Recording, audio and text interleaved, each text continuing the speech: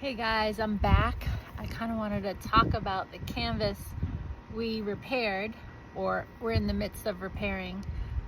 This painting has a lot of special meaning to me, and even though it's not finished and it needs to be repainted, it's got to be just right because it's very personal to me.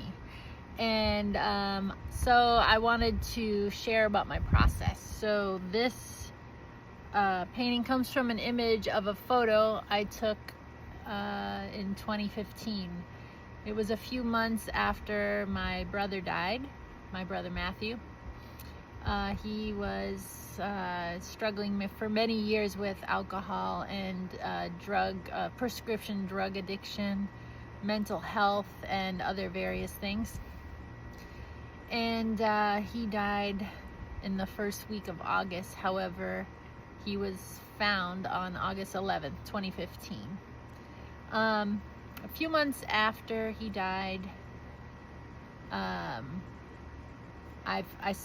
went for a walk with my dog, and I looked up in the sky and I saw this very precarious cloud formation, and it was literally a big heart with like a strange hand coming around a smaller heart and hugging it. Now, I have faith. I'm a Christian. I believe in Jesus. And I don't say things like, oh, that was my brother talking to me. I do believe that God allows us to see things or experience certain things to bring meaning or a message to us. A lot of people get hung up on God spoke or speaks, and whether they hear the audible voice of God. I'm not going to go too much into that because I'm not trying to start a movement. I'm just trying to share my personal experience with hearing God or having God communicate to me. I think communicate might be a better word for people to ingest, because I did not hear an audible voice. I saw something and I took a picture of it. It was there, and I do have the photo, and I'll share that one day. It took me 8 years after that to make this painting. Now, I like the painting, but when I stepped back from it and started taking photos of it, I didn't like how the edges of the heart cloud were right at the edge of the canvas. That's like a no-no in the art world. So I want to bring it all down a little bit and just kind of make a better composition for everything.